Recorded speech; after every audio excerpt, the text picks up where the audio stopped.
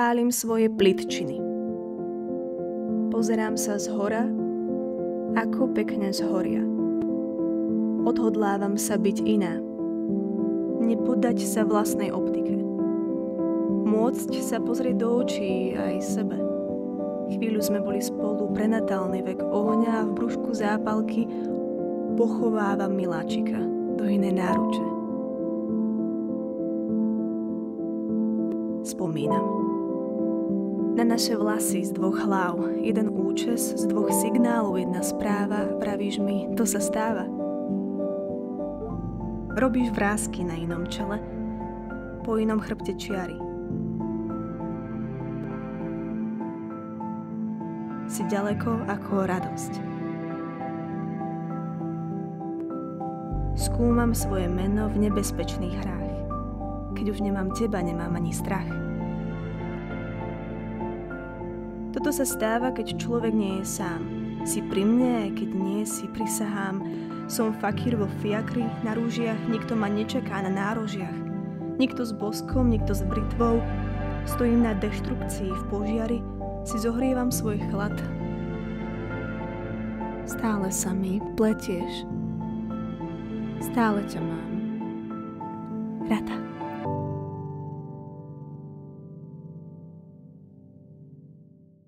Myslím, že nejakú inšpiráciu nutne práve v tej chvíli, keď píšem, vôbec nepotrebujem. Keď moje deti boli malé, tak som nemal až toľko možností chodiť medzi ľudí, tak som sa možno viac hral so svojimi vlastnými myšlienkami a s formou, ako ich dať na papier, ale vravím, častokrát to neboli len myšlienky, boli to aj pocity. A potom už som si cieľene sadal k papieru, k peru. Už som to mal ako príjemný zvyk sadnúť si a mať to ako svoju meditáciu.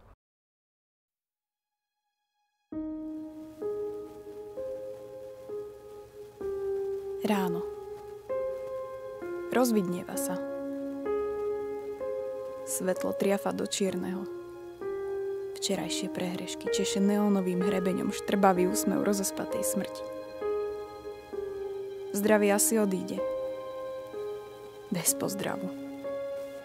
Raz ho zunujú tie hostiny, nedopíja po iných, chutí mu čerstvý prameň. Otázky. Ráno sú ešte bosé. Asi stojú rose. Zasklia mi pohľad, aby nefúkalo dnu. Rýchlo schnú sopečné ostrovy. Na hladkej hladine vyrovnanej tváre.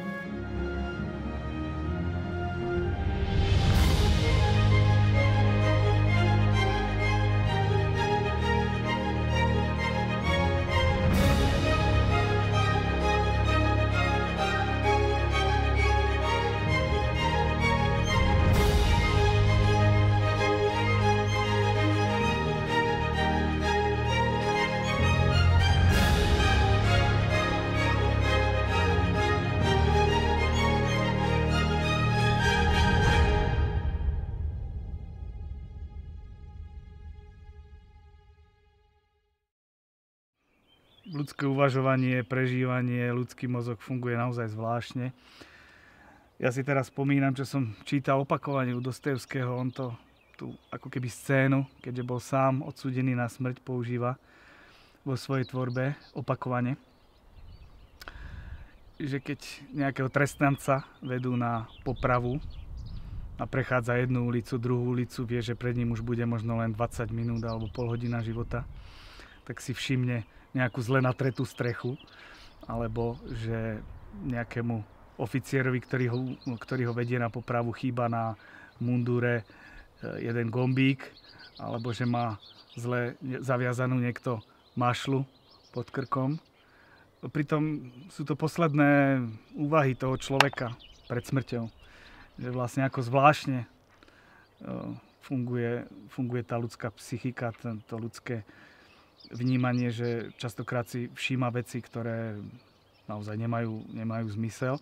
A možno práve také veci, ktoré na prvý pohľad pre mňa nemajú zmysel, tak vo mne vyvolávajú celý asociačný rad nie len významov, ale aj pocitov, ako keby veci, ktoré na prvý pohľad vôbec nesúvisia, a naozaj vôbec nesúvisia, si človek sám v sebe, v svojej hlave a potom neskôr aj v tom, čo vytvorí, čiže konkrétne u mňa v básni, vytvára ako nejakú kompozíciu. Smútočná reč. Bol chronický estét. Nik tak profesionálne nežul žuvačku. Ešte aj túžby mal zo silikónu. Slušivý tyk na ľavom oku. Pravé ucho mu prevrtala zlatá húsenica kvôli symetrii.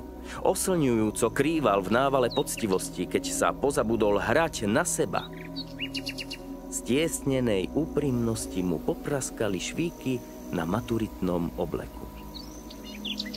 Kvapka úprimného potu na vyblískanú topánku, nehoda s papierovou vreckovkou. Čo ešte povedať nad jeho hrobom? Poriadne ho zahrabte, aby sa už neobjavil ani v jednom z nás.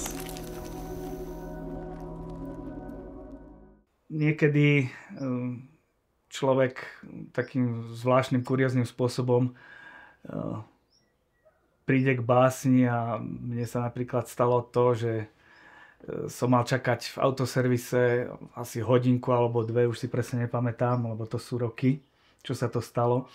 A len tak som si pozeral papiere do môjho účtovníctva a na faktúre bolo napísané zaokrúhlenie.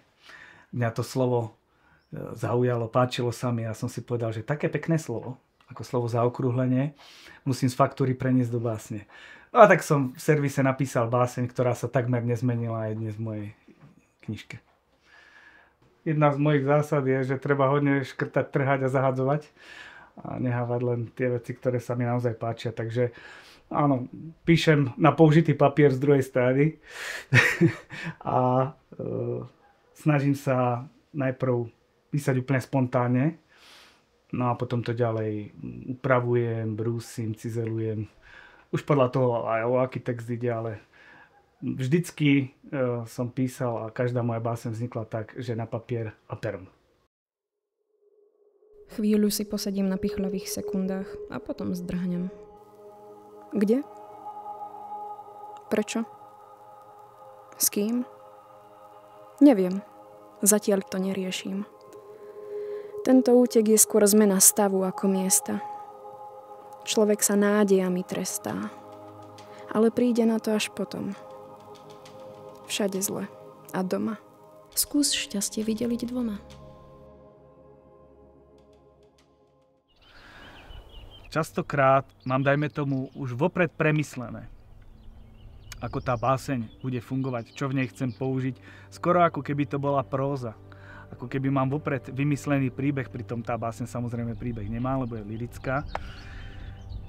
Ale častokrát sa zastavím pri tom, že mal som nejakú predstavu, chcel som dať, dajme tomu, teraz to už rozložím, že 5-6 vecí a nakoniec zistím, že z tých 5-6 vecí, ktoré som tam chcel dať, mi ostala 1 alebo 2 a pribudlo ďalších 8, ktoré tam vôbec neboli plánované, takže ja myslím, že mám také dosť rozbiehavé myslenie, že jedna vec mi asociuje druhú, ktorá navonok s ňou, dajme tomu, vôbec nesúvisí, ale potom hľadám nejaké voľné súvislosti, ako povedal pán Mistrík. Má takú klasifikáciu metafory, že metafora spájajúca odľahlé idei.